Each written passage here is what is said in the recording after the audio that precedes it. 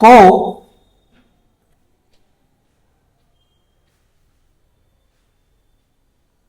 Justin Strabo ने Sandrocottus कहा। चंद्रगुप्त मौर्य को ही सेंड्रोकोटस कहा गया।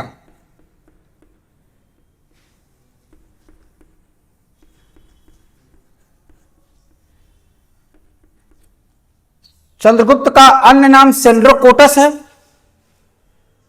और इसका एक और नाम है एंड्रोकोटस। एंड्रोकोटस, इसका एक अन्य नाम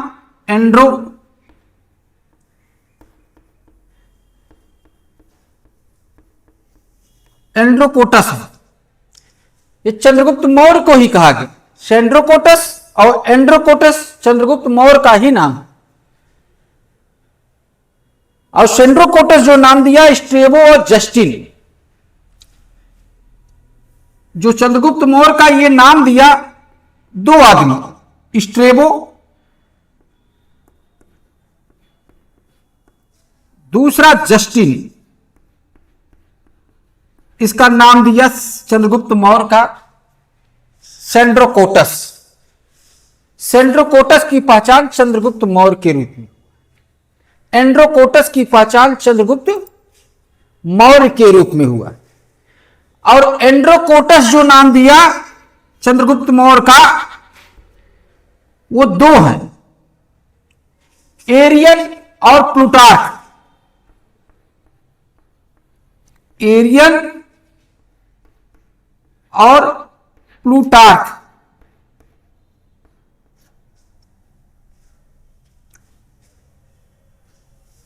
ये सेंड्रोकोटस पूछ लेता, सेंड्रोकोटस एंड्रोकोटस किसे कहा जाता है, तो चंद्रगुप्त मौर्य को ही नाम है। चंद्रगुप्त मौर्य का ही क्या है, नाम। चंद्रगुप्त मौर्य को भारत का मुक्तिदाता कहा जाता है। इसको भारत का मुक्तिदाता कहा जाता है।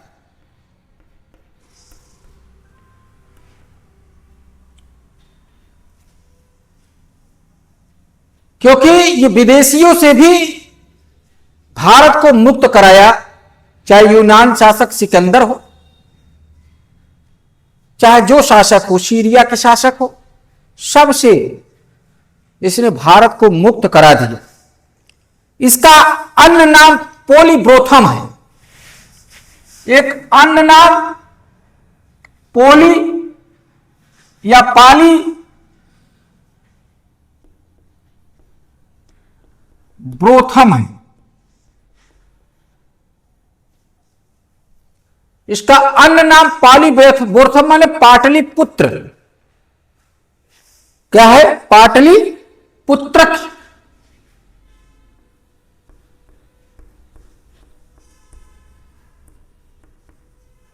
पुत्र किसको कहा जाता है,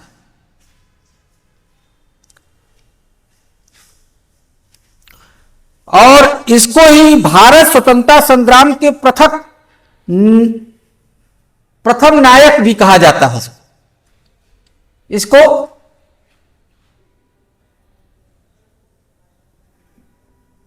भारतीय स्वतंत्रता संग्राम के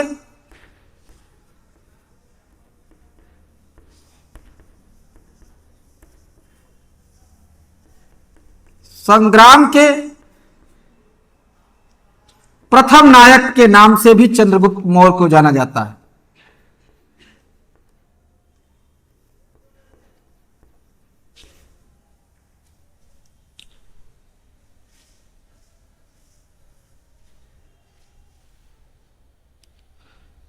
और चंद्रगुप्त मौर्य चूंकि नंद वंश का शासक था मगध में उस समय, तो नंद वंश का शासक जो घनानंद था, उसने इसके गुरु चाणक्य, कौटिल्य, विष्णुगुप्त, अजय को पराजित कर दिया, अपमानित कर दिया। क्या कर दिया, अपमानित कर दिया। जब अपमानित किया इसने, तो ये चाणक्य ने यह निर्णय ले लिया कि अब हमें इस नंद वंश का समूल विनाश करना। वो समय और परिस्थिति को ताक में बैठा हुआ था। योग्य जो उसको विनाश करने वाला था, योग्य जो है शासक की तलाश था, व्यक्ति की तलाश थी, और वो योग्य व्यक्ति उसको मिला, दिखाई दिया, चंद्रगुप्त मौर्य। चंद्रगुप्त मौर्य उस समय राजकीलम एक प्रकार का खेल खेल रहा था, किला तोड़ना और किला बनाना। राजकीलम खेल खेल रहा था एक प्रकार का। उसने देखा कि इसके पास वो गुण है जो नंद वंश के अत्याचारी शासक घनानंद, क्योंकि जनता भी उससे जो है परेशान हो गया था, उसको जो है पराजित करने में योग्य होगा। उसको तक्षशिला लाया। अब तक्षशिला लाकर उसको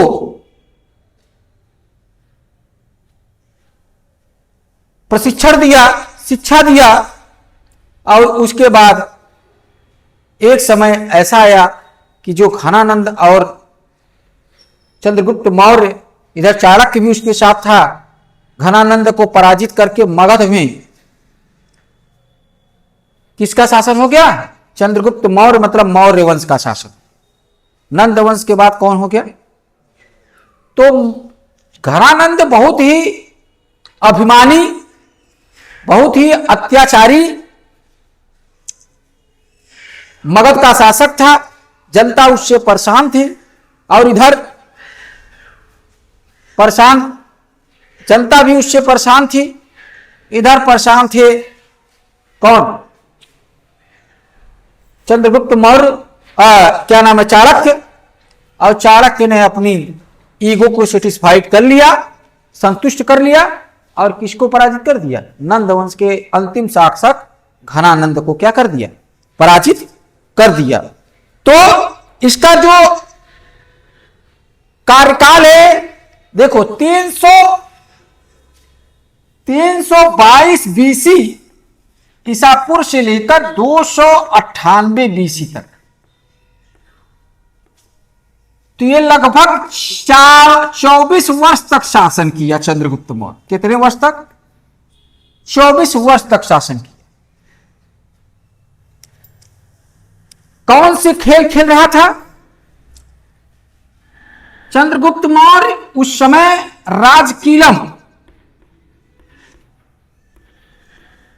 राजकीलम खेल खेल रहा था। यह एक प्रकार का खेल है।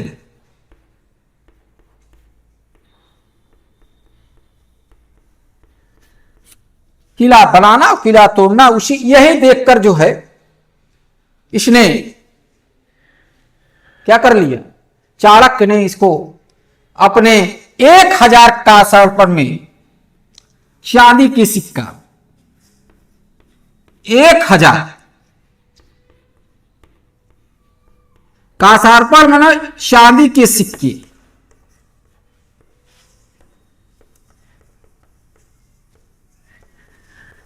खरीद लिया। किसको खरीदा? चंद्रगुप्त मौर्य। 8 वर्ष का बालक था। 1000 कासार्पण माने चांदी का सिक्के में उसने खरीद कर तक्षशिला लाया। कहां लाया? इस चंद्रगुप्त मौर्य को इसके गुरु खरीद कर कहां लाया? तक्षशिला,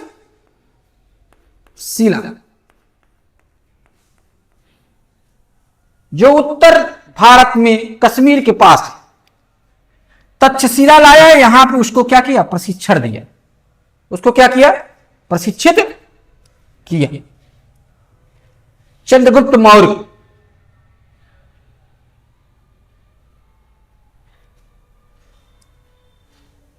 और चूंकि चंद्रगुप्त मौर्य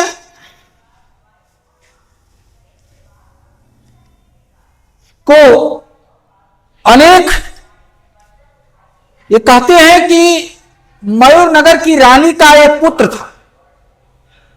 महावंश में कहा जाता है ये मयूर नगर की चंद्रगुप्त के जो गुरु थी, गुरु लिख लो पहले तब, चाणक्य। चंद्रगुप्त मौर्य के जो गुरु थे कौन थे? चाणक्य थे, या कौटिल्य थे, या विष्णुगुप्त थे। तो प्रश्न पूछता है सेंड्रोकोटस किसको कहा जाता है? चंद्रगुप्त मौर्य को। एंड्रोकोटस कौन का किसको कहा जाता है? चंद्रगुप्त मौर्य को। भारत का मुक्तिदाता किसे कहा जाता है? चंद्रगुप्त मौर्य को। पोलिब्रोथम किसको कहा जाता है? पाटलिपुत्र किसको कहा जाता है? चंद्रगुप्त मौर्य को। भारतीय स्वतंत्रता संग्राम के प्रथम नायक किसको कहा जाता है? चंद्रगुप्त मौर्य को। राजकीलम खेल कौन खेल रहा था? चंद्रगुप्त मौर्य खेल रहा था। कौन इसको 1000 तासार्पण में खरीदा था? तो चंद्रगुप्त मौर्य को कौन खरीदा था? उसके गुरु चाणक्य ने खरीदा था। तासार्पण क्या है? चांदी का सिक्का है। वो कहां प्रशिक्षित हुआ? तो तक्षशिला में। क्या हुआ? कितने वर्ष तक शासन किया? तो 24 वर्ष तक शासन।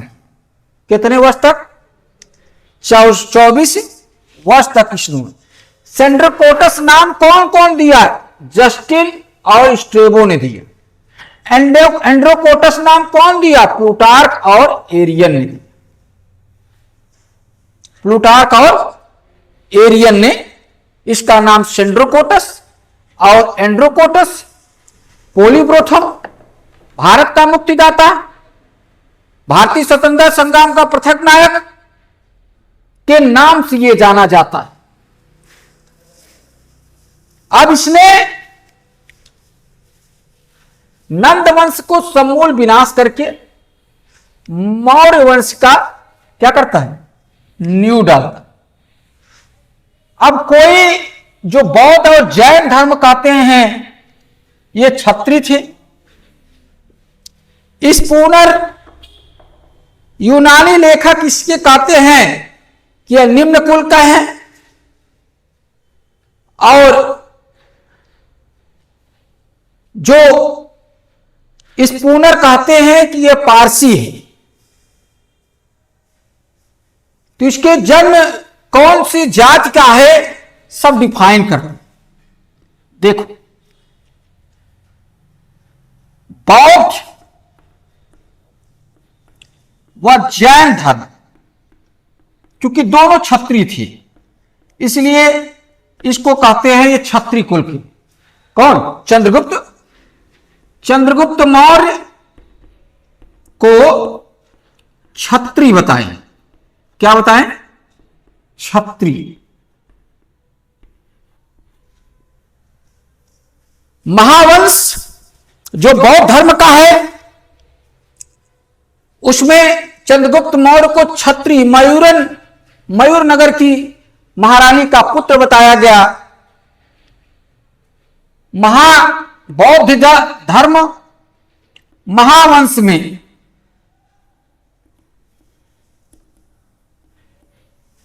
इसमें बताया गया कि ये चंद्रगुप्त मौर्य में मयूर नगर की रानी का पुत्र था।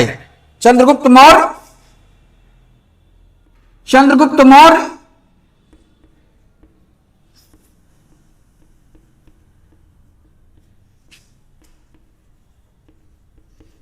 मयूर नगर की रानी का पुत्र था।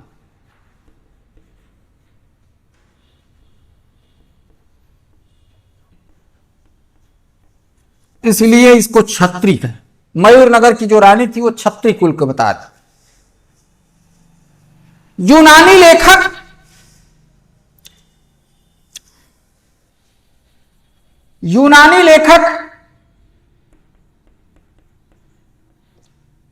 लेखक इसको निम्न कुल का बताया।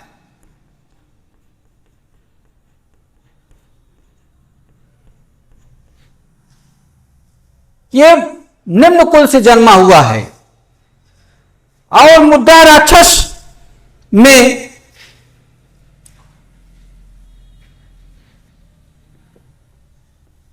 राक्षस में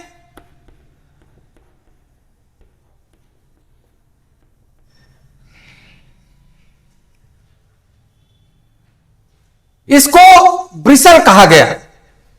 चंद्रगुप्त मौर्य को ब्रिसल कहा गया।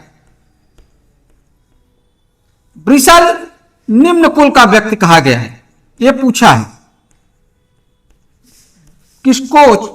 किसमें उसको ब्रिसल कहा गया? तो ब्रिसल किसको कहा गया? किसमें? मुद्रा राक्षस में कहा गया। जस्टिन स्पूनर ने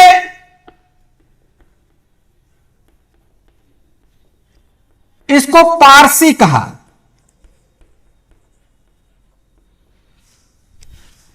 जस्टिन ने इसको निम्न कुल का व्यक्ति कहा। जस्टिन ने इसको क्या कहा? निम्न कुल का व्यक्ति कहा। जस्टिन ने निम्न कुल का कहा।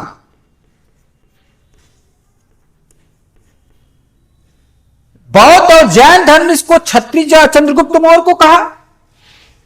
महावंश में चंद्रगुप्त मौर्य को मयूर नगर की रानी का पुत्र था। मयूर नगर की रानी क्षत्रिय कुल की थी, इसलिए इसको क्षत्रिय कहा गया। महावंश बौद्ध धर्म का से संबंधित है। यूनानी लेखक इसको निम्न कुल का बताया चंद्रगुप्त मौर्य को।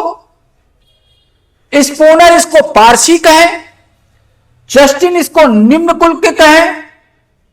विशाल दत्त मुद्रा राक्षस में इसको जो है ब्रिसल कहा। क्या कहा गया? इसको ब्रिसल कहा गया। और इस प्रकार से इसको अलग अलग सब नाम दिए, जिसमें इसका नाम है जैन और बौद्ध धर्म, जो क्षत्रिय कहते हैं। जैन धर्म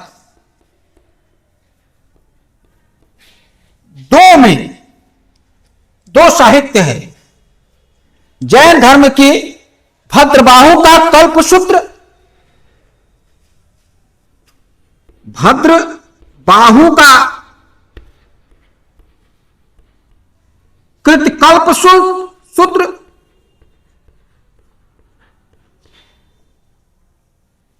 और हेमचंद्र की परिशिष्ट पर्वन, हेमचंद्र की पुस्तक जो है साहित्य है, हेमचंद्र की परिशिष्ट पर्वन।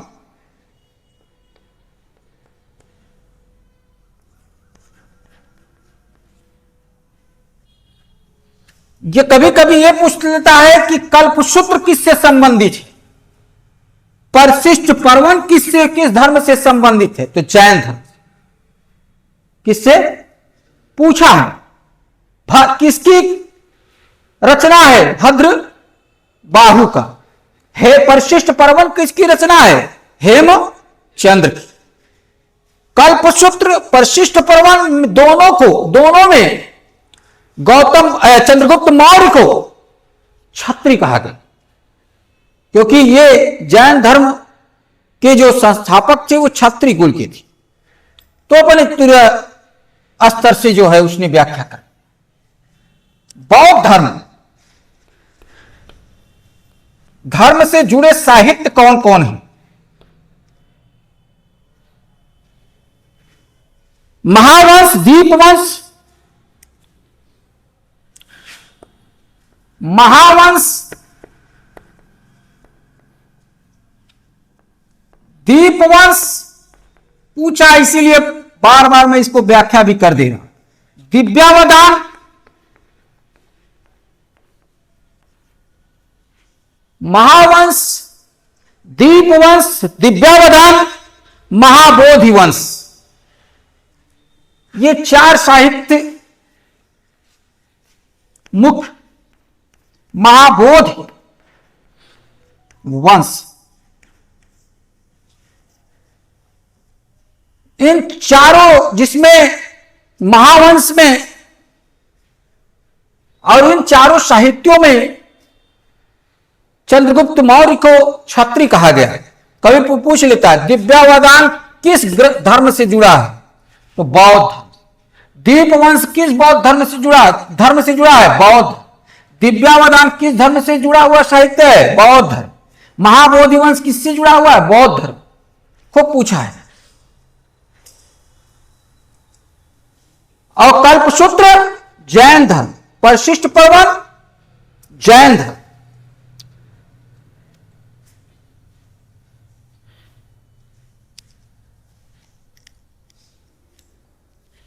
अब इसमें लिखा है विष्णु पुराण के भाष्यकार श्रीधर।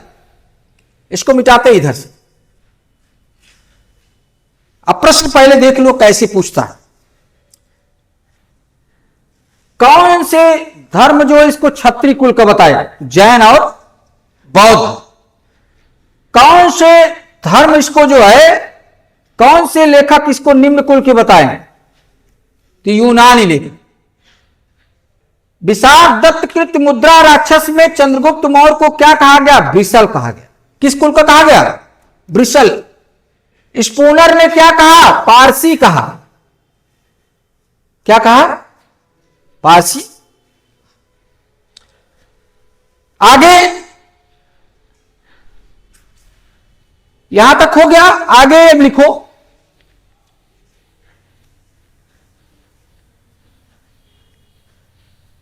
वास्तविक इतिहास तो मौर्य वंश से ही चालू होता है। कहां चालू होता है? मौर्य वंश से ही चालू है।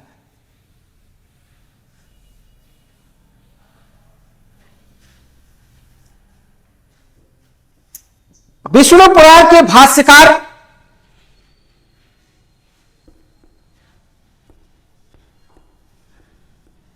विष्णु पुराण के भाष्यकार श्रीधर।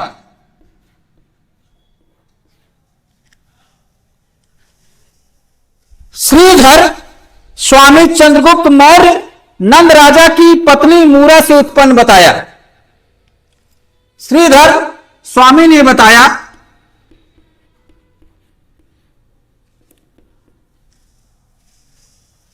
उसने बताया चंद्रगुप्त मौर्य नंद राजा की पत्नी मूरा से उत्पन्न था।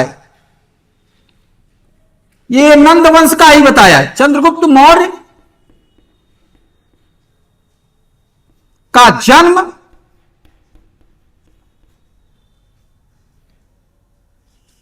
नंद वंश की पत्नी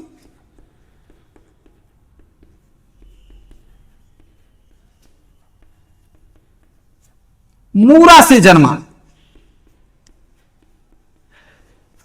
अर्थात ये नंद वंश का था। इसको बताया चंद्रगुप्त मौर्य भी क्या है? नंद वंश का है। श्रीधर स्वामी ने कहा। श्रीधर स्वामी विष्णु पुराण के भाष्यकार है। इसने चंद्रगुप्त मौर्य का कहा यह नंद वंश का ही था।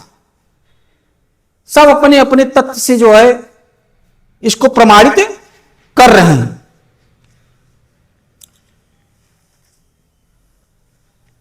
अब इसने आ गया, चूंकि चंद्रगुप्त मौर्य के कौटिल्य ने प्रशिक्षित किया तक्षशिला में,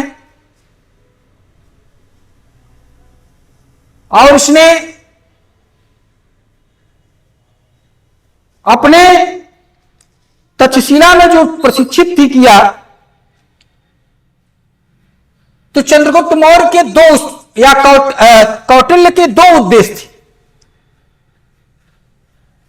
कौटिल्य के मुख्य दो उद्देश्य था चंद्रगुप्त मौर्य को दीक्षित करने में।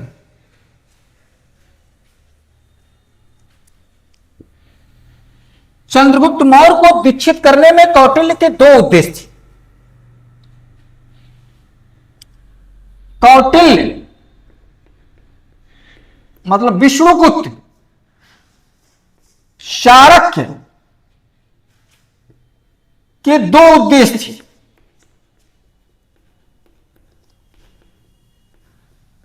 क्या करने के लिए? प्रशिक्षित करने के लिए। किसको? कौटिल्य को, चंद्रगुप्त मौर्य को। चंद्रगुप्त कौटिल्य के दो उद्देश्य थे चंद्रगुप्त मौर्य को प्रशिक्षित करने में।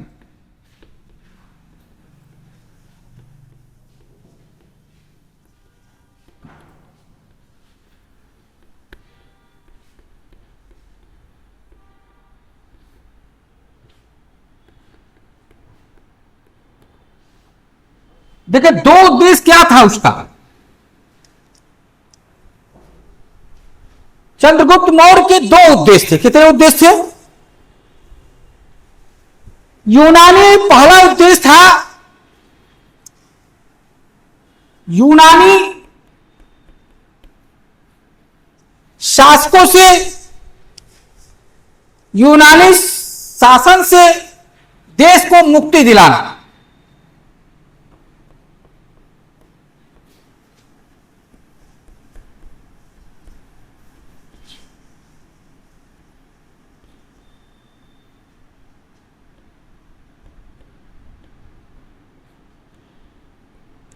मतलब भारत को मुक्त कराना।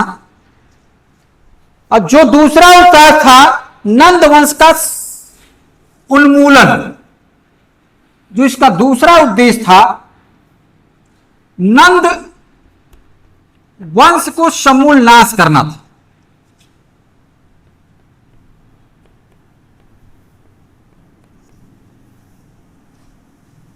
नंद वंश को क्या करना था? समूल नाश करना था।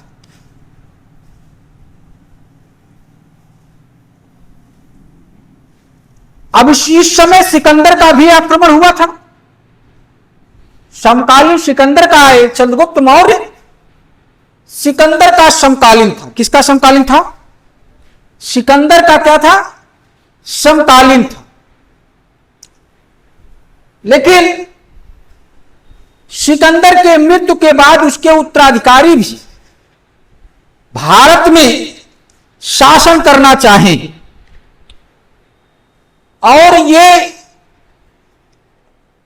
चूंकि देखो भारत की नक्शा, पहले भारत की नक्शा देखिए।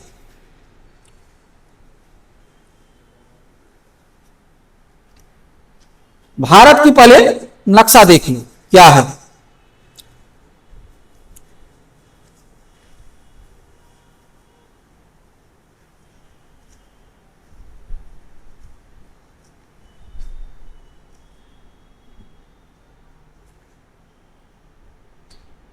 इसी से देखो,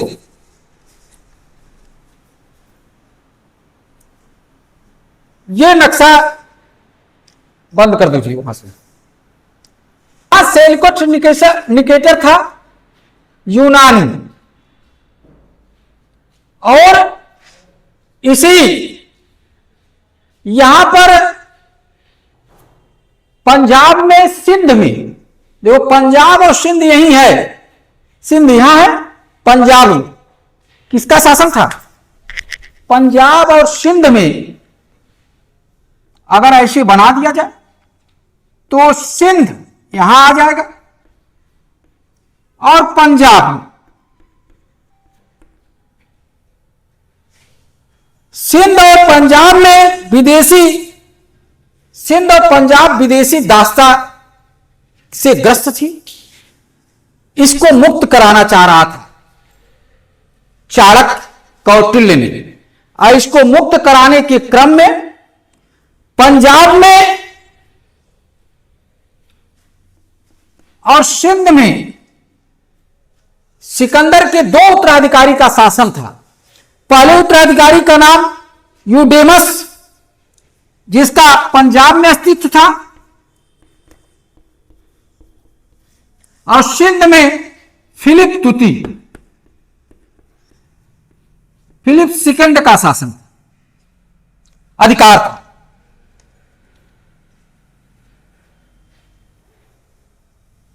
ये दोनों विदेशी थे। इससे मुक्त कराना चाह रहा था कौन? चाणक्य। भारत से, ये भारत के अधिकार क्षेत्र में है ना। ये दोनों विदेशी, जो यूडेमस पंजाब में अधिकार कर लिया था और सिंध में कौन कर लिया था? फिलिप द्वितीय कर लिया था। और उसने इन दोनों को चंद्रगुप्त मौर्य से पराजित करवाया और 317 ईसा पूर्व तक 317 बीसी तक यूडेमस और फिलिप द्वितीय के अधिकार क्षेत्र से सिंध और पंजाब अपने अधिकार में ले लिए, तक इसको मुक्त करा लिया। सिंध और पंजाब को विदेशी शासन से मुक्त करा लिया।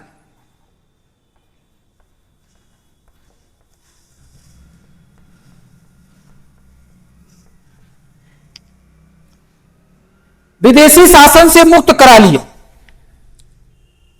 अपने इस चंद्रगुप्त मौर्य ने इसको मुक्त कराने के लिए एक सेना का गठन किया, जिसके जस्टिन ने उसको इसके सेना को डाकुओं का गिरोह कहा। बिना सेना का कोई काम हो सकता है क्या? नहीं ना। तो इन पंजाब और सिंध के लिए चंद्रगुप्त मौर्य ने एक सेना का गठन किया। इधर हो गया ना, एक सेना का गठन किया। उस सेना में सेना का गठन किया चंद्रगुप्त मौर्य ने, जिसको जस्टिन ने डाकुओं का गिरोह कहा। उस सेना में शामिल कौन कौन था, इसलिए उसने डाकुओं का गिरोह कह दिया। उस सेना में शामिल कौन कौन था? चोर, म्लेच्छ, आटविक, सब बहुत खूंखार जनजाति थी। चोर, म्लेच्छ, आटविक, सब खूंखार थी ये सब, और शस्त्रोपजीवी श्रेणी।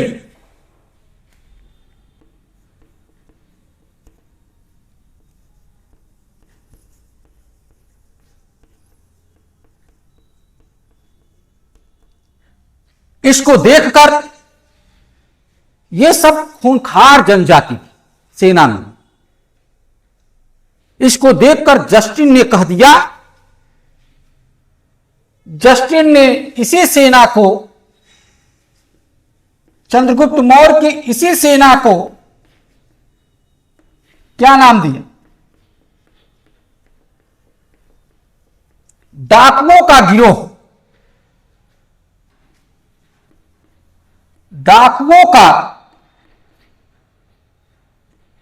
गिरोह नाम दिया।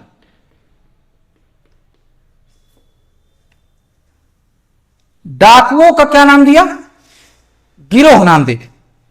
किसके सेना को डाकुओं का गिरोह कहा गया? चंद्रगुप्त मौर्य की सेना। कौन कहा? जस्टिन ने कहा। चंद्रगुप्त मौर्य की सेना में कौन कौन थे? चोर, म्लेच्छ, आटविक, शस्त्रोपजीवी श्रेणी थी। ये पूरी तरह से खूंखार जनजाति थी। और इसी को लेकर सिंध से फिलिप द्वितीय को हटाया, विदेशी शासन से मुक्त किया, और पंजाब को यूडेमस का जो शासन था उससे मुक्त कराया भारत। पहला उद्देश्य यूनानी शासक से देश को मुक्त कराना भारत को। यूडेमस पंजाब में था, फिलिप द्वितीय सिंध में था। इन दोनों को जो है मुक्त करा दिया भारत से। चोर, म्लेच्छ, आटविक, शस्त्रोपजीवी जनजाति की सेना का गठन करके, जिसको जस्टिन ने डाकुओं का गिरोह किया, विदेशियों को हटा दिया, यूडेमस को और फिलिप द्वितीय को। दूसरी जो आया अब बहुत महत्वपूर्ण है, मगध में अब विदेशी शासन से मुक्त हो गया, उत्तरी क्षेत्र से मुक्त हो गया, अब आ गया यहां पर मगध। कहां हो गया? अब उसका ध्यान क्या आ गया? मगध। मगध चूंकि बिहार में है, कहां है? कहा जाता है कि चंद्रगुप्त मौर्य ने पहले मगध पे जैसे ही लड़ने के लिए तैयार हुआ, पहले मगध पर ही आक्रमण कर दिया। पहले कहां आक्रमण कर दिया? मगध पे। तो एक बच्चा जो है चपाती खा रहा। क्या खा रहा था वो? चपाती खा रहा। गोल हो गया। और वो चपाती जब खा रहा था तो उसने अपनी उंगली कहां डाल दिया? बीच से खाने लगा। फूला हुआ चपाती है और क्या वो बीच से खाने लगा। तो महिला ने बोला, तुम भी वही काम कर रहे हो जो चंद्रगुप्त मौर्य कर रहा। क्यों? क्योंकि किसी को विजय प्राप्त करना, मगध शक्तिशाली है, तो पहले आप जो है कहां से किनारे किनारे विजय प्राप्त करेंगे, तब तो बीच में आएंगे। किनारे की बैरियर तोड़ेंगे तब तो बीच में आएंगे कि नहीं आएंगे? तो इसने यहां मगध है, मान लो ये चपाती बीच की क्या है? मगध। यहां सिंध है, यही पंजाब है। ठीक है? कहा तुम भी वही मूर्खता कर रहे हो जो चंद्रगुप्त मौर्य कर रहा। तुम डायरेक्ट वही बीच की से रोटी खाने लगे, डायरेक्ट मगध को जीतने का प्रयास किए। बगल बगल वाले विरोध नहीं करेंगे क्या? करेंगे ना? हाँ, अगर एक सिरे से खाते तो शायद तुम्हारी हाथ जलती नहीं, लेकिन तुम बीच से ही खाने लगे तो हाथ तो जलेगी। तो बच्चे की हाथ जल गई। तो उसने वही उदाहरण दिया कि तुम भी वही मूर्खता कर रहे हो जो चंद्रगुप्त मौर्य कर रहे हैं। तुम बीच से रोटी खाओगे तो हाथ जलेगा। तुम भी पहले जो है बगल बगल सिंध पंजाब जितने भी छोटी छोटी राज्य है उसको पहले तुम क्या करो? जीतो, तब कहां आओ? मगध में आओ। तो तुम भी किनारे किनारे पहले रोटी खाओ, तब बीच में खाओ। डायरेक्ट बीच में खाओगे तो हाथ, और कभी तुम जो है जलने से बच नहीं पाओगे और सफल नहीं रहोगे, हमेशा तुम्हारी हाथ जलेगी। मतलब तुम अगर बीच किनारे किनारे के जो है नहीं जीतोगे, डायरेक्ट मगध को आक्रमण करने का प्रयास करोगे तो क्या हो जाएगा? तुम पराजित हो जाओगे। क्या हो जाओगे? पराजित हो जाओगे। तुम क्या हो जाओगे? पराजित हो जाओगे। अर्थात यहां देखो, मगध कहां है? बीच में है। मगध की राजधानी क्या है? पाटलिपुत्र है। देखो, जब तक यूनान को नहीं जीतोगे, काबुल को नहीं जीतोगे, सिंध को नहीं जीतोगे, आराकोशिया मतलब कंधार को नहीं जीतोगे, गंधार को तक्षशिला को नहीं जीतोगे, पंजाब को नहीं जीतोगे, मारवा को नहीं जीतोगे, सौराष्ट्र को नहीं जीतोगे, तो मगध में आओगे? तुरंत आओगे? तो ये सब तो रोक देंगे ना। यहां तक्षशिला से जैसे तुम चलोगे तो ये सब तो अगल बगल वाले तुमको रोक देंगे कि नहीं रोक देंगे? तो वही इसने उदाहरण कि डायरेक्ट पहले इन सभी राज्यों को विजय करते हुए गंधार, बैक्टीरिया, तब जिसको काबुल कहा जाता, अराकोशिया, कंधार कहा जाता है, सिंध के मुल्तान को जीतो, सौराष्ट्र को जीतो, पंजाब को जीतो, मालवा को जीतो, अगल बगल उज्जैन, कौशाम्बी, वाराणसी को जीतते हुए या यहां मगध तक आ जाओ। मगध गंगा नदी के किनारे देखो। मगध कहां है? गंगा नदी के किनारे है। तब जाकर जो है कहां जीत पाओगे तुम? कहां? मगध को। तो इन सभी राज्यों को जीतोगे, बीच से ही रोटी खाओगे तो दिक्कत है। और चंद्रगुप्त मौर्य ने वही कहानी सुनकर बहुत उत्प्रेरित हुआ। क्या हुआ? बहुत उत्प्रेरित हुआ और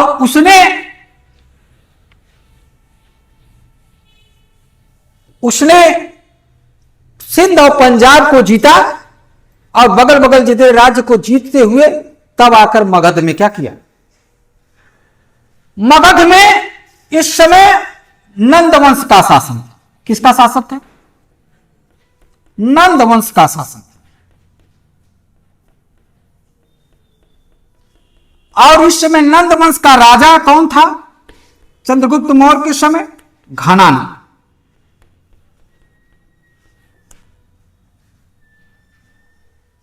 ये बहुत ही एरोगेंट, महत्वाकांक्षी, अत्याचारी,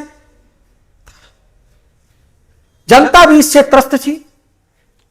और उसने चंद्रगुप्त मौर्य को, चाणक्य को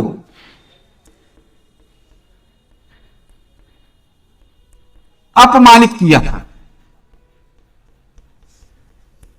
चाणक्य को जब अपमानित किया तो कौटिल्य, चाणक्य, विष्णुगुप्त एक ही नाम है, इसने बीड़ा ले लिया कि यह पूरी समूल नंदवंश का हम नाश कर दें। 1000 का आषाढ़ पर में इसको खरीद कर चंद्रगुप्त मौर्य को तक्षशिला में प्रशिक्षित किया और उसने अपने अपमान का बदला लेने का प्रयास किया। और जो कहानी वो बताए हम महाबोधिवंश, बौद्ध धर्म के ग्रंथ महाबोधिवंश में अंकित है, जो माता की कहानी हमने बताया। मुद्रा राक्षस और परिपुष्ट पर्वत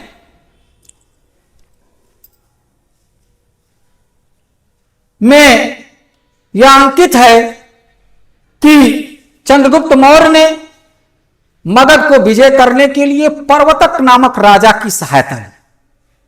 इसने चंद्रगुप्त मौर्य ने मगध को पराजित करने के लिए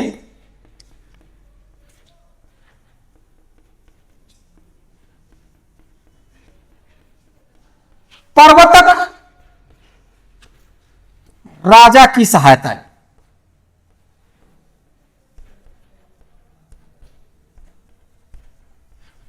ऐसा अंकन हमें मुद्रा राक्षस और परिशिष्ट पर्वन में मिलता है। इसका उदाहरण मुद्रा राक्षस जो सहायता लिया और बौद्ध धर्म परिशिष्ट, जैन धर्म पर परिशिष्ट पर्वन में मिला। और इसने नंदों का मंत्री, इस समय घनानंद का मंत्री थी भद्रसाल, ये पूछा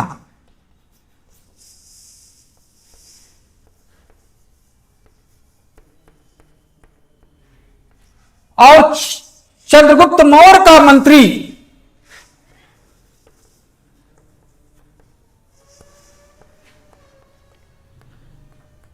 कौटिल्य था, प्रधानमंत्री कौटिल्य था, भद्रशाल मंत्री था।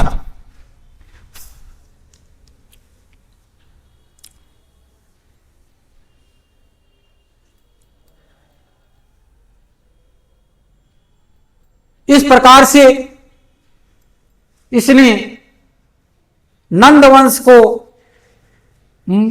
पराजित कर दिया, घनानंद को, उसको मार डाला। और अब जो है यह कहा जाता है सिकंदर से भी सहायता ली। चंद्रगुप्त मौर्य सिकंदर और घनानंद के दोनों के समकालीन और यूडेमस, फिलिप सेकेंड, यूनान का अंतिम शासक यूडेमस था।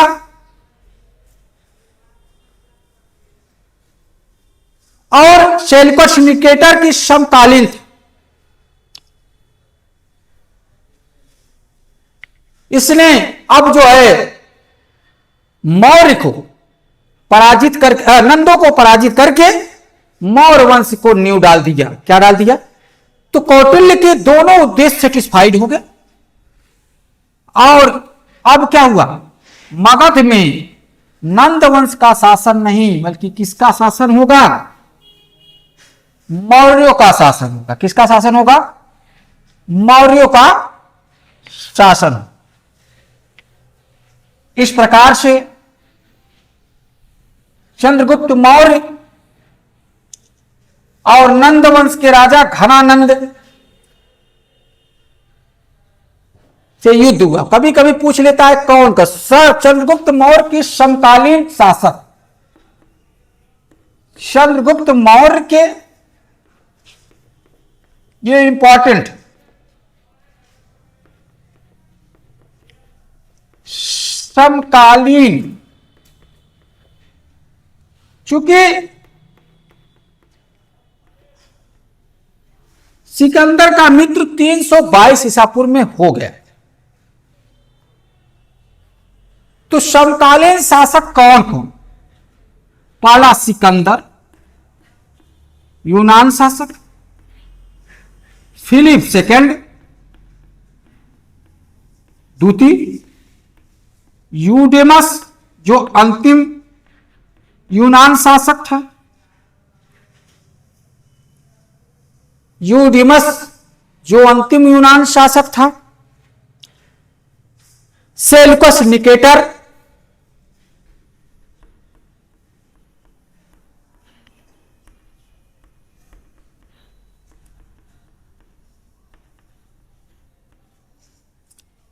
सेल्यूकस निकेटर,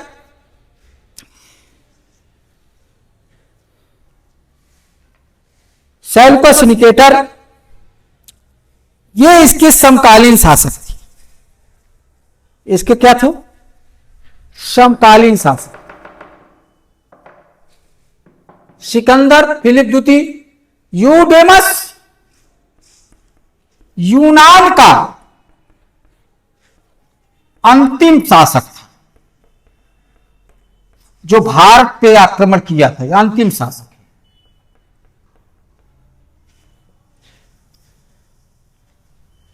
चंद्रगुप्त मौर्य और सेल्यूकस निकेटर के बीच में संधि हुआ, दोनों के बीच युद्ध हुआ, उसके बाद क्या हुआ, संधि हो गई। तो सेल्यूकस निकेटर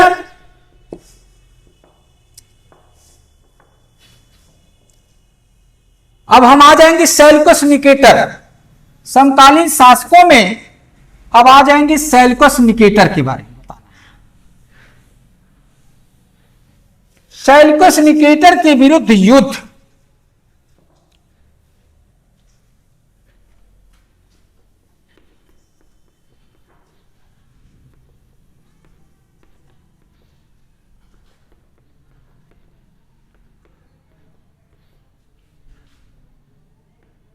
सेल्यूकस निकेटर के विरुद्ध युद्ध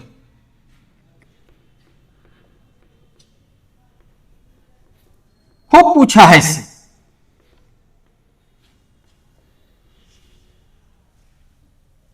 इस युद्ध में दो लोग, एक सेल्यूकस निकेटर था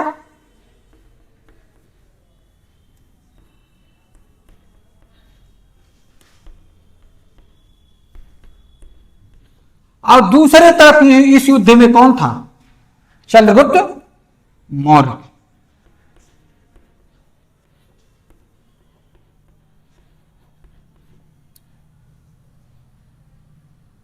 एक सेल्यूकस निकेटर था, दूसरी तरफ कौन थे, चंद्रगुप्त मौर्य थे।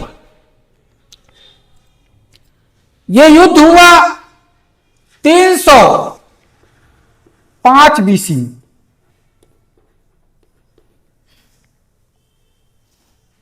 युद्ध चालू हुआ और इन दोनों के बीच में संधि हो गई। क्या हो गई, संधि। 303 बीसी इन दोनों के बीच में संधि भी हो गई। 303 बीसी।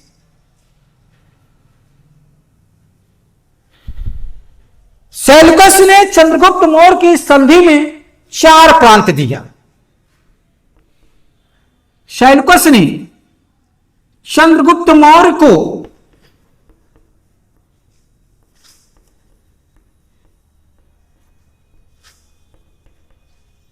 4 प्रांत इस संधि में दिया।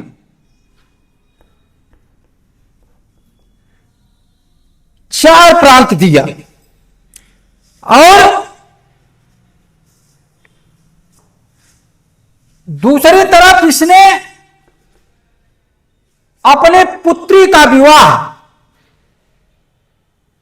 चंद्रगुप्त मौर्य, 4 प्रांत चंद्रगुप्त मौर्य हेलेना से, चोल अराकोशिया, 4 प्रांत कौन है? अराकोशिया,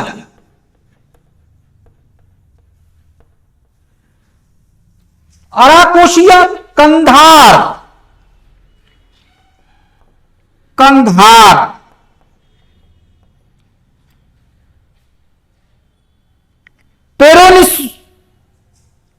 पेरोपनिसा डाई,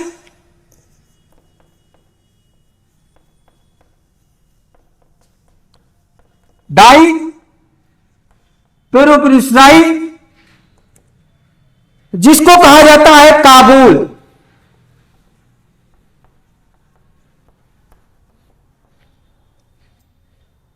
एरिया हेरात को कहा जाता है,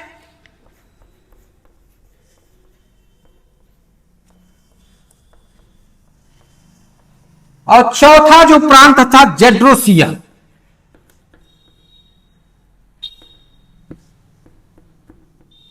जेड्रोसिया जो चौथा प्रांत है जेड्रोसिया है, और जेड्रोसिया को मकरान तट कहा जाता है।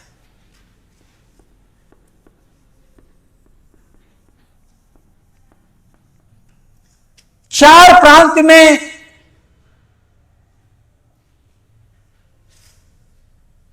Arachosia, पेरापिनसाइड, area, Gedrosia. अराकोशिया को कंधार कहा जाता है, पेरापेनिसाइड को काबुल कहा जाता है, एरिया को हैरात कहा जाता है, जेड्रोसिया को मकराना तट कहा जाता है। कभी कभी मिलान के लिए भी दे देता है। अब पूछा है खूब नेटोट में और भी एग्जामों में खूब पूछा है, अराकोशिया को किस नाम से जाना, अन्य नाम से जाना जाता है तो कंधार। पेरापेनिसाइड का किस नाम से जाना जाता है तो काबुल। एरिया को किस नाम से जाना जाता है हैरात। जेड्रोसिया को किस नाम जाना जाता है काबुल। किसको नाम से? ये चार प्रांत। कितने प्रांत दिए? चार प्रांत। संधि जब होती है तो दोनों के बीच में संधि समझौता। संधि माने क्या होता है? समझौता हो जाता। अब युद्ध नहीं, अब समझौता। दोनों की शर्तें मानना पड़े, दोनों की शर्तें। और साथ साथ में इसने सेल्यूकस निकेटर ने अपने पुत्री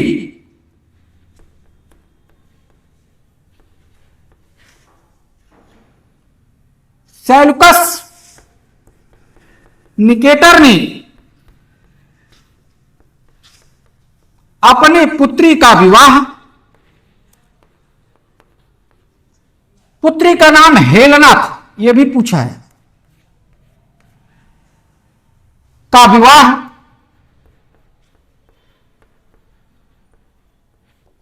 चंद्रगुप्त मौर्य से कर दिया। चंद्रगुप्त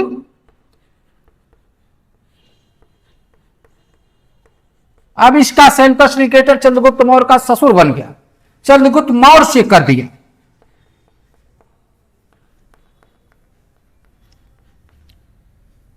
अब इसने चंद्रगुप्त मौर्य ने भी सेल्यूकस निकेटर को क्या दे दिया? 500 हाथी उपहार में दी। चंद्रगुप्त मौर्य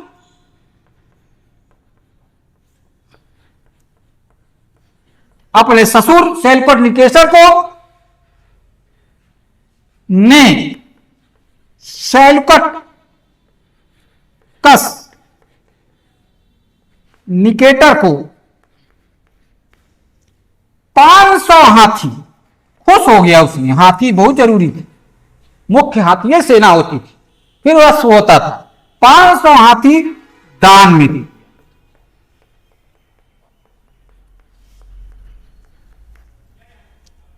500 हाथी क्या कर दिया, दान में दे दिए। और साथ साथ में एक काम और किया, सेल्यूकस निकेटर का राजदूत कौन था, मेगास्थनीज। किसको, कौन था, जिसकी कृति इंडिका है, और यही चंद्रगुप्त मौर्य के शासन काल में ही वो आया था। और इसने, सेल्यूकस निकेटर ने अपने राजदूत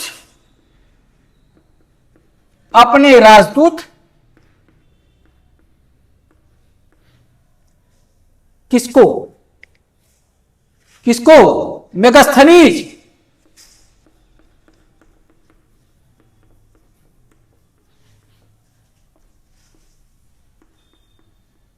चंद्रगुप्त मौर्य के दरबार में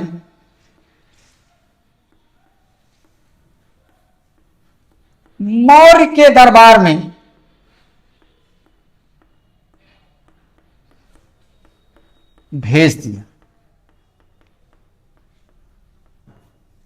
वही पद खूब उसने लिखा, इंडिका, उसने खूब व्याख्या की। उसने क्या किया, खूब व्याख्या की। यहां देखो क्या हुआ है, बैक्ट्रिया, पेरोपिनिसादे, काबुल, अराकोसिया, कंधार, इन सभी राज्यों को जो है क्या किया इसने, अपने राज्य में मिलाया। देखो, लेकिन कलिंग इसके समय में स्वतंत्र था। कलिंग क्या था, इसके समय में पूरी तरह से स्वतंत्र था। कलिंग पर विजय प्राप्त करेगा कौन, अशोक। कौन करेगा, इसके समय में देखो, चंद्रगुप्त मौर्य के समय में स्वतंत्र था, बाद में अशोक अपने राज्य में कलिंग उड़ीसा में है, मिलाया। तो चंद्रगुप्त मौर्य के जो क्षेत्र था, बैक्टेरिया, अराकोसिया, पेरिपंडाए, तक्षशिला, गंधार, पंजाब, मगध, मालवा, सौराष्ट्र, दक्कन का क्षेत्र था, और पाटलिपुत्र, अभी ये कहा जाता कि असम है, बांग्लादेश असम नहीं था उस समय। तो चंद्रगुप्त मौर्य के समय जो उसको अधीन था, चंद्रगुप्त मौर्य के समय जो अधीन राज्य था, देखो कौन कौन था। चंद्रगुप्त मौर्य के समय जो अधीन राज्य था, देखो वो कौन कौन था।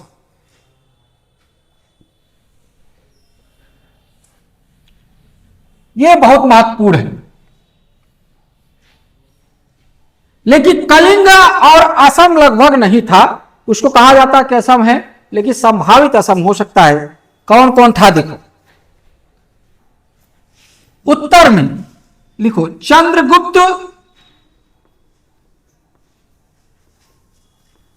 मौर्य के अधीन राज्य,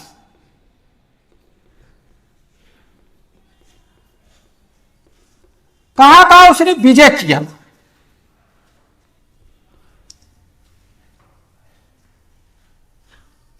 देखो, उत्तर में जो विजय किया उसने लिखो पहले इसे। उत्तर में हेरात, कंधार, उत्तर में हेरात,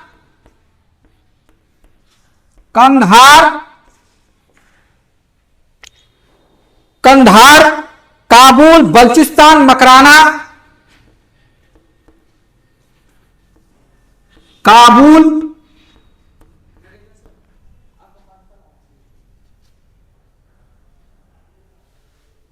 हेरात, कंधार, काबुल, बलूचिस्तान, मकराना।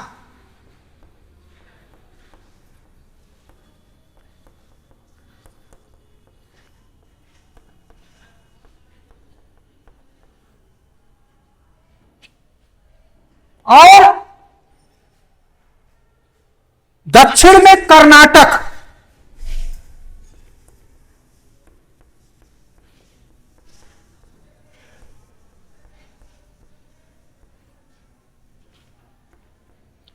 पश्चिम में सौराष्ट्र, मालवा, उज्जैनी,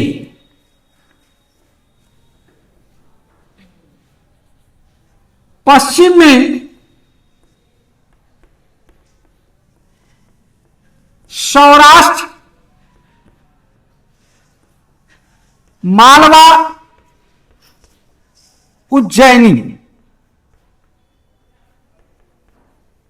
सब चित्र में दिखा रहे हैं अभी। पूर्व में बंगाल, बांग्लादेश,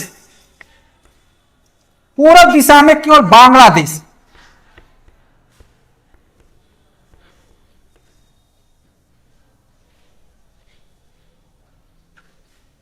और इसके जो विजित थे कौशल, पाटलिपुत्र, अंग, मगध, बग्य, सौराष्ट्र, मालवा, उज्जैनी, माकराना, बलूचिस्तान, हेरात, काबुल, कंधार। अंग भी थे, कौशल भी थे, पाटलिपुत्र भी था और सौराष्ट्र भी था। यहां पे आंध्र प्रदेश भी है,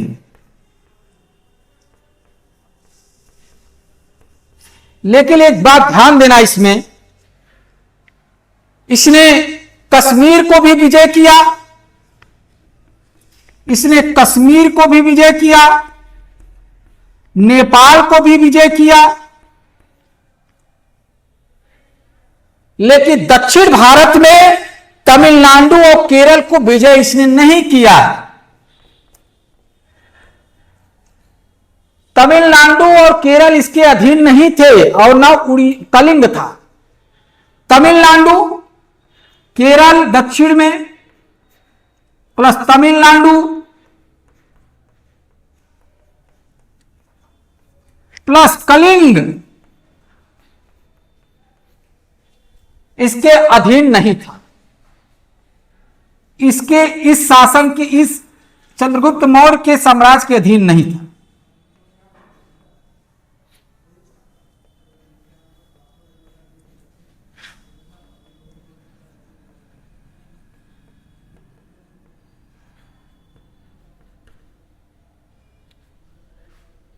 चंद्रगुप्त मौर्य के अधीन इसने नहीं था।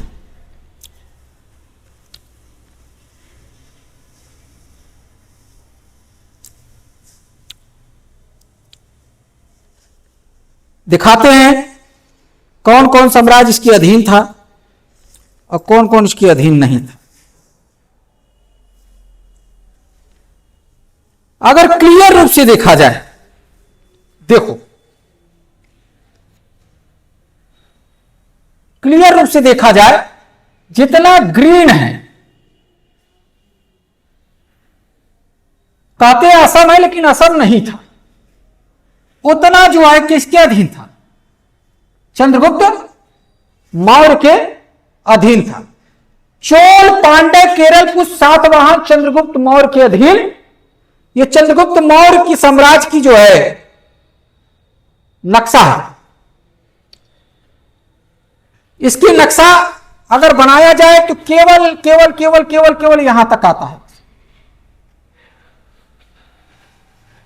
ये जो चीजें दक्षिण भारत की है वहां तक केवल कर्नाटक आ जाएगा। यहां केरल पुत्र नहीं आएगा, केरल नहीं आएगा, सातवाहन नहीं आएंगे, और इसमें आपको चोल पांड्य नहीं आएंगे और चोल पांड्य नहीं है। यही कलिंग है, कलिंग भी इसके अधीन नहीं। जितनी बाउंड्री है इतना ही इसके अधीन था भारत के। मतलब ये इतना ही राज्य इसके अधीन था। इधर दक्षिण भारत के न तमिलनाडु, न केरल, चोल, पांड्य कोई नहीं, आसाम भी नहीं। ये देखो नक्शा क्लियर, जो ग्रीन है वहीं तक है। और अगर क्लियर देखना है, देखो एकदम क्लियर, आसाम इसके अधीन नहीं था। है जितने आपको पीला रंग दिखाई दे रहा है वो चंद्रगुप्त मौर्य के अधीन था। ना असम था लिखा, कामरूप असम संभवतः अधीन था लेकिन पूर्णतः क्लियर नहीं है। लेकिन कलिंग उससे स्वतंत्र था। न तो चेल, चोल, पांड्य थे। दक्षिण में, दक्षिणतम प्रांत में केवल जो है कर्नाटक और आंध्र प्रदेश थे। कर्नाटक और आंध्र प्रदेश थे। और याद देखो, सौराष्ट्र उसके अधीन था ही, उज्जैनी उसकी था, विदिशा था ही, पाटलिपुत्र था ही, समतट बंगाल था ही उसके अधीन, सेलकट निकेटर के जितने जो थे वो था ही, इतना जो है गंधार काबुल यही में आ जाता है, इसी में देखियो बिहार में ही आ जाता है, तो बिहार में इसके अधीन था। वाराणसी इसके अधीन, पाटलिपुत्र कौशल इसके अधीन में थे। हेरात, कंधार, काबुल, मकराना, कश्मीर, नेपाल, काबुल, जेड्रोसिया, कर्नाटक, दक्षिणतम में कर्नाटक, आंध्र प्रदेश, पश्चिम में सौराष्ट्र, मालवा, उज्जैनी, पूर्व में बांग्लादेश के कामरूप में भी समतट था। कामरूप असम में था, संभवतः उसके अधीन हो सकता है और नहीं भी हो सकता, यह संभावना व्यक्त की गई। एकदम ध्यानपूर्वक देखो, जो पीला क्षेत्र है वो चंद्रगुप्त मौर्य के है, जो क्षेत्र जो है पीला नहीं है वो उसके अधीन नहीं है, उसके अधीन नहीं। अब इसमें कहा जाता है इसको कि सकल जम्बू द्वीप शासक इसको कहा जाता है। चंद्रगुप्त मौर्य को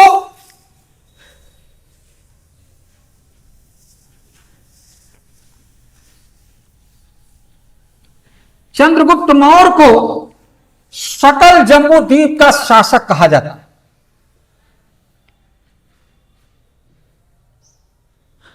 चंद्रगुप्त मौर्य को सकल जम्बू द्वीप का शासक कहा जाता है। महावंश, बौद्ध वंश महावंश में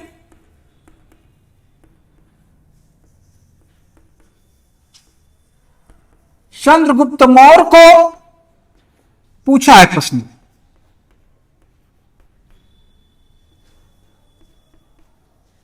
सकल जम्बू द्वीप कहा जाता है। इसको उपाधि भी सकते हो,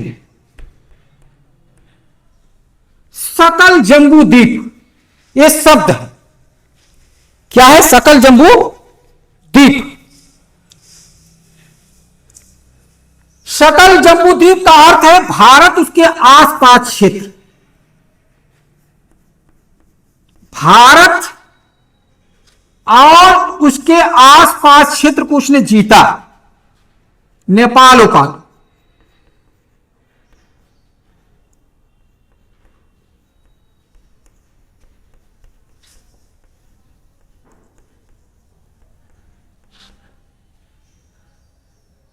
उसके आसपास को क्षेत्र को सकल जम्बू द्वीप कहा जाता है। इस सकल जम्बू द्वीप में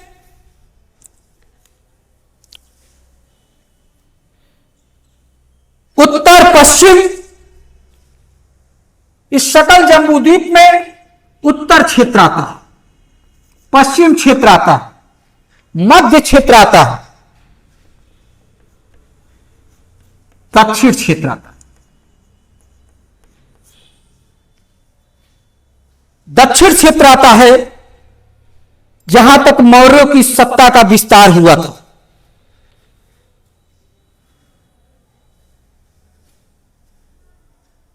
ये सकल जम्बू द्वीप का अर्थ यही है कि उत्तर, दक्षिण, मध्य, पूर्व और जहां तक उसका साम्राज्य का विस्तार और नेपाल उपाल। यहां देखो सेल्यूकस का नेपाल पर भी शासन था, और उत्तर में जो उसका राज्य था हिंदकुश पर्वत, तक्षशिला, गंधार, बैक्ट्रिया में था। दक्षिण में मैसूर के बड़े भाग में उसका, और पूर्व में बंगाल में लगभग असम में था। पश्चिम में सिंध, कंधार, अराकोसिया और जो सेल्यूकस निकेटर से संधि हुआ था, और श्रीलंका मौर्य साम्राज्य के प्रत्यक्ष नियंत्रण में नहीं था बल्कि मित्र था उसमें। सकल जम्बू द्वीप, भारतीय उपमहाद्वीप, उसके आसपास का विस्तृत क्षेत्र है। सकल जम्बू द्वीप पूरा जम्बू द्वीप अर्थात लगभग संपूर्ण उत्तर, पश्चिम, मध्य, दक्षिण भारत, जहां तक मौर्य साम्राज्य का विस्तार था। और उसको एक अन्य नाम से दिया गया मुद्रा राक्षस में चतुसमुद्र पर्यंत, मुद्रा राक्षस में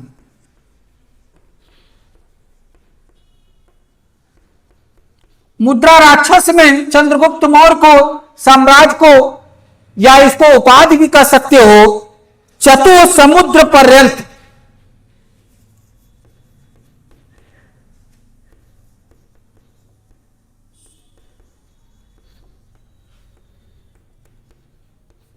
चतुसमुद्र पर्यंत किसको कहा गया? चंद्रगुप्त मौर्य को कहा गया। अर्थात चारों दिशाओं में इसका राज्य था, चारों समुद्रों में इसका राज्य था, चारों दिशाओं में।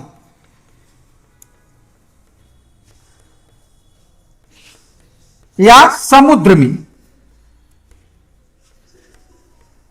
चारों समुद्र में इसका उत्तर, दक्षिण, पूरब, पश्चिम सब में समुद्र पर्यंत की उपाधि इसको ही दिया गया। और फिर इसके बाद आ जाता है चंद्रगुप्त मौर्य की। चूंकि जैन धर्म से शिक्षित हो चुका था, किससे हो गया था? पूछ लेगा चंद्रगुप्त मौर्य किस धर्म से जुड़ा था, बौद्ध की जैन? तो जैन। उस समय भद्रबाहु था। जैन धर्म, भद्रबाहु, जैन धर्म से संबंधित भद्रबाहु से उसने अंतिम समय उसका कैसे बीता? तो चंद्रगुप्त मौर्य ने संसार से बहुत ऊब चुका था। चंद्रगुप्त मौर्य ने संसार से पूरी ऊब चुका था। वो जैन धर्म में दीक्षित हो गया। जैन धर्म का संरक्षक था एक तरफ।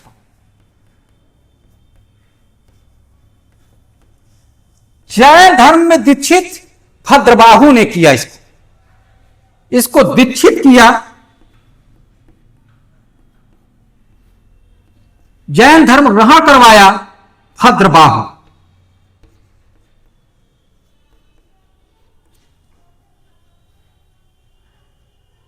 भद्रबाहु ने इसको दीक्षित कराया और इससे ये राजपाट 24 वर्ष तक किया। इतना जो ऊब चुका था, भौतिकता को त्यागने वाला था।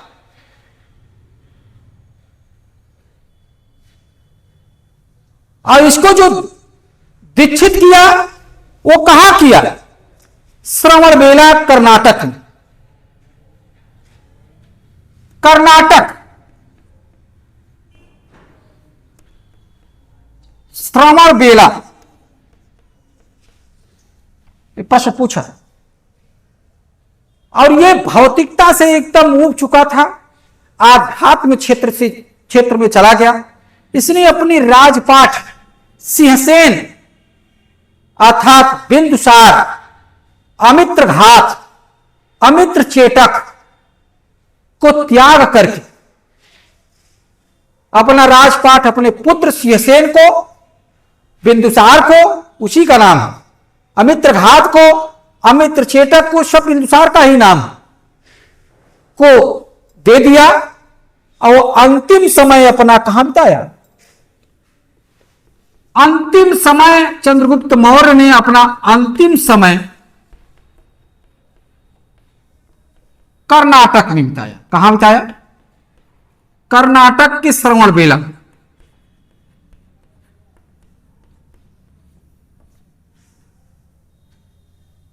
यहीं पे दीक्षित भी हुआ। अब इसने यहीं पे कर्नाटक के श्रवणबेला में ही संलेखना पद्धति,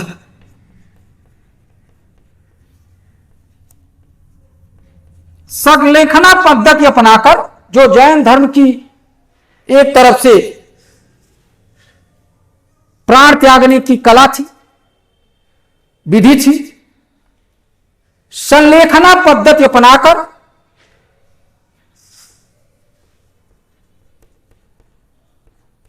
प्राण त्याग,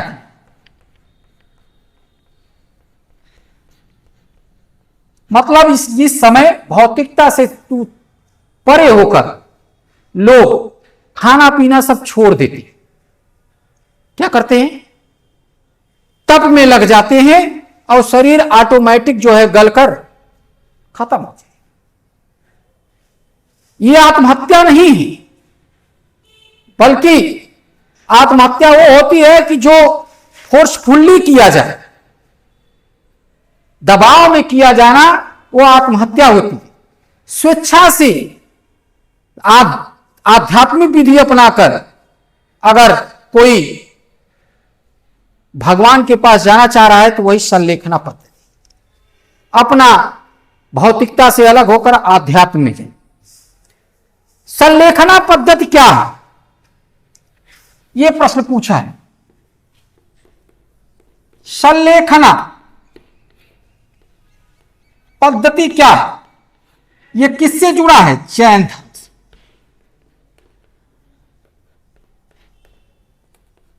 यह किससे जुड़ा है, जैन धर्म से जुड़ा है। जैन धर्म की धार्मिक तपस्या है या व्रत, यह जैन धर्म की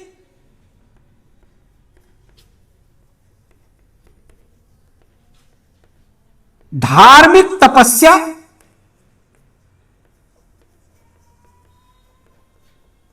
एक तरफ से व्रत है, और इसमें इसका उद्देश्य होता है लोग आत्मसंयम, मोह माया का त्याग, आध्यात्मिक शुद्धिकरण माना जाता है। लोग इसमें आत्मसंयम, मोह माया त्याग देते और व्रत रहकर पूरे आध्यात्म में चले जाते हैं। और अपने आप को, जैसे आप खाना पीना नहीं खाएंगे तो आपकी शरीर जो है गलती चली जाएगी, और आप जो है ईश्वर को जिसको याद कर रहे हैं उनके पास आप चले जाएंगे। यह तरह की आत्महत्या नहीं कर सकते। इसलिए कभी कभी कोई लोग कह देते कि आत्महत्या की श्रेणी में चला जाता है, जो नहीं, वो अपने आसक्त इच्छाओं को पूरी तरह से त्याग देते, भौतिकवाद को पूरी तरह से त्याग कर आध्यात्मवाद में चले जाते हैं। वही संलेखना जैन धर्म की पद्धति। और अंतिम समय में कर्नाटक के श्रवण बेला संलेखना पद्धति अपना करके, जिसको भद्रबाहुओं ने उसको दीक्षित किया था, चंद्रगुप्त मौर्य ने अपने राज साम्राज्य को त्याग करके कर्नाटक के श्रवण बेला में संलेखना पद्धति अपना करके एक तरफ से व्रत रख के जो जैन धर्म का अपना प्राण त्याग दिया। क्या कर दिया, प्राण त्याग दिया। अब इसमें जो आते हैं, एक तरफ से कहो कि लेकिन इसने अपने राज्यपाठ किसको दे दिया था, राज्यपाठ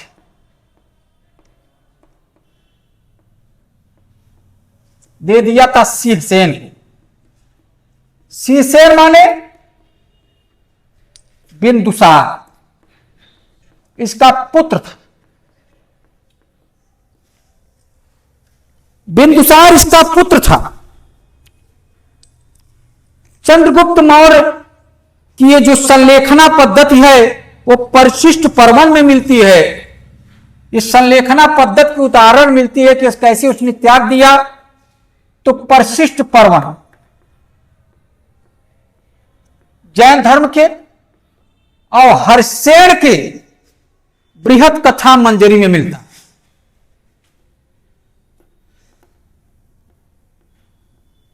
उदाहरण, बृहत कथा मंजरी, ये हरिसेन का कृत है।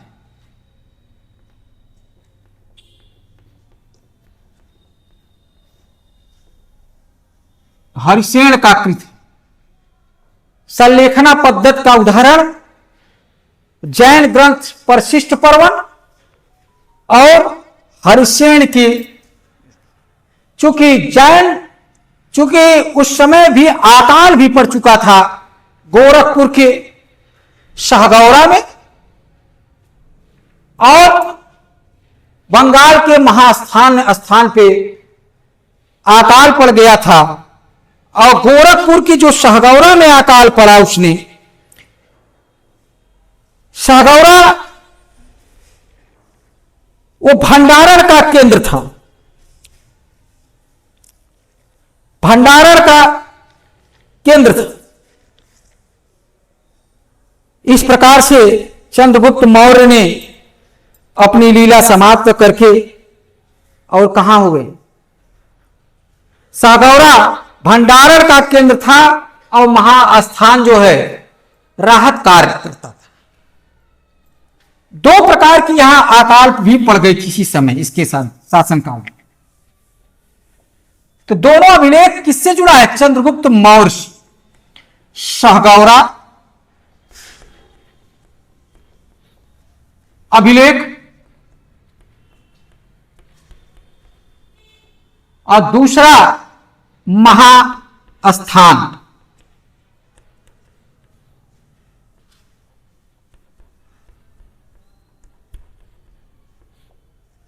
शाहगौरा अभिलेख,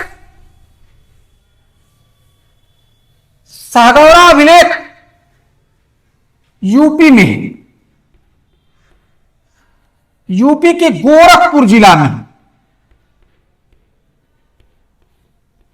और ये बंगाल में।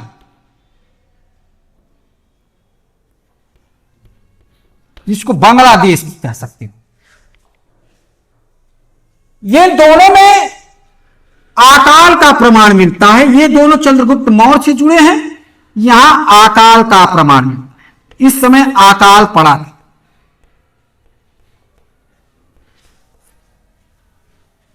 शाहगौरा दाने का जो खाद्यान्न था उसका भंडारण करता था, भंडारण यही होता था।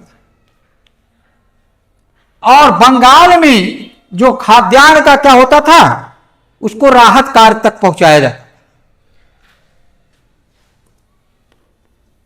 राहत केंद्र था। शाहगौरा अभिलेख, महास्थान अभिलेख कहां से जुड़ा है? ये चंद्रगुप्त मौर्य से। यह अकाल प्रमाण मिलता है, जो कि मेगास्थनीज कहता है यहां अकाल नहीं की।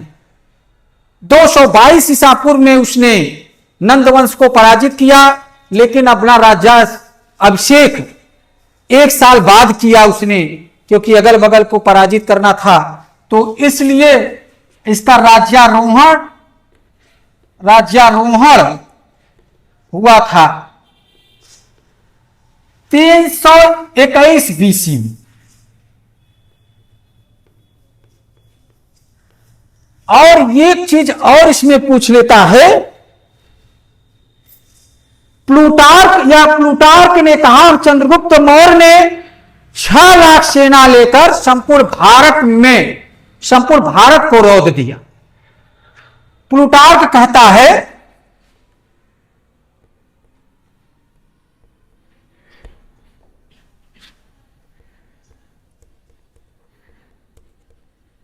कि चंद्रगुप्त मौर्य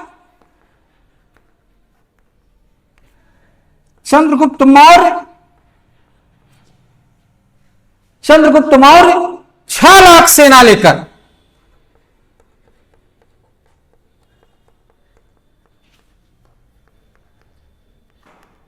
संपूर्ण भारत को रौंद दिया।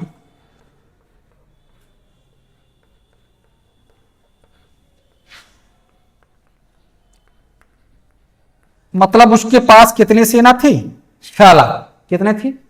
सेना की संख्या कितने बता दिया? 6 लाख। कौन प्रमाण हो गया? कहां? प्लूटार्क से प्रमाणित हो गया कि नहीं? इस प्रकार से चंद्रगुप्त मौर्य का अमित्र चंद्रगुप्त मौर्य के बारे में पूरा बताया।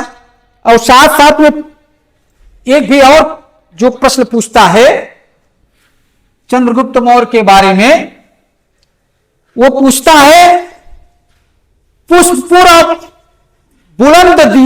बुलंदी बाग, पुष्पपुर प्लस बुलंदीबार किसको कहा जाता है? तो पाटलिपुत्र को, इसका प्राचीन नाम।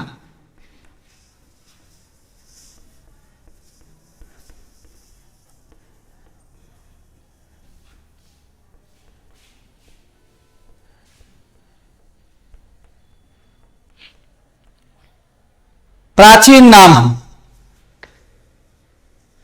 महाबोधि निब्बान सूत्र में पिपलीवन गोरखपुर में कुसुमी में मौर्य संज्ञक गैर राजसी कबीला रहता था। यह भी एक प्रश्न पूछा हुआ।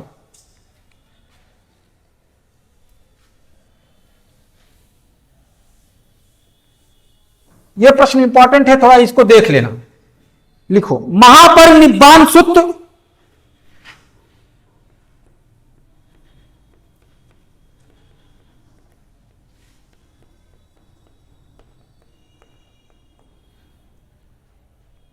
महापरिनिब्बाण सूत्र में पिपलीवन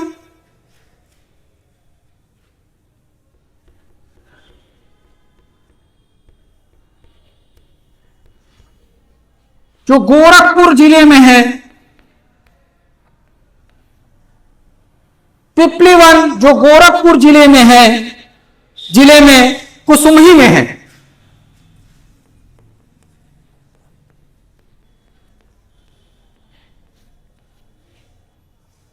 पिपलीवन वो जो गोरखपुर पे जिले के कुसुमही में है, मौर्य संज्ञक गैर राजसी कबीला रहता था। मौर्य संज्ञक गैर राजसी कबीला रहता था। यह पीजीटी में पूछा था, उत्तर प्रदेश। इस प्रकार से मौर्य जो जिसको ये कह सकते हो, इनके जिसको चतुर समुद्र पर्यंत सकल जम्बूद्वीप और इन्हीं को सेंड्रोकोटस एंड्रोकोटस के नाम से जाने जाए चंद्रगुप्त मौर्य ने, और इसने 1000 का आसारपण में खरीद लिया कौटिल्य ने, और घनानंद को पराजित करने के लिए घनानंद इसको अपमानित किया था कौटिल्य को, चंद्रगुप्त मौर्य को तक्षशिला में प्रशिक्षित करके, और उसने मगध पर और उस उधर जो यूनान के जो अधिकृत क्षेत्र थे उस पर उस पर अधिकार क्षमा लिया। उधर सिंध पर फिलिप द्वितीय और यूडेमस पंजाब पर आक्रमण किया था, उसको भी विजय प्राप्त कर लिया। और बाद में कर्नाटक, आंध्र प्रदेश, पश्चिम बांग्लादेश, लगभग संभवतः असम की कामरूप और समतट बंगाल का, और इधर आपको कौशल, अंग, जड्रोसिया, काबुल, कंधार, हेरात, इन सब क्षेत्रों में, उज्जैनी, मालवा, मगध, इन सब क्षेत्रों में अपना अधिकार जमा लिया। और उसने चोल पांडे के अधिकार क्षेत्र में अपना अधिकार नहीं जमा पाया, न तमिलनाडु न केरल के, और उसने न तो कलिंग पर अपना अधिकार जमा पाया। और साथ साथ में जब उसने बिंदुसार ये चंद्रगुप्त मौर्य ने अपनी राजा सिंहासन अपने पुत्र सिंहसेन अथा बिंदुसार को त्याग करके कर्नाटक में चले गए, और श्रवण बेला में, कर्नाटक के श्रवण बेला में जैन धर्म की संलेखना पद्धति के साथ अपने त्याग दिया प्राण।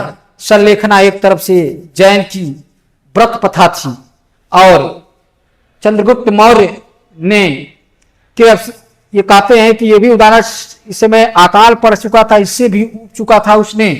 उसने अपनी 24 वर्ष तक शासन किया, 322 से 298 बीसी तक किया उसने। 221 बीसी में उसने राज्यारोहण कराया। उसको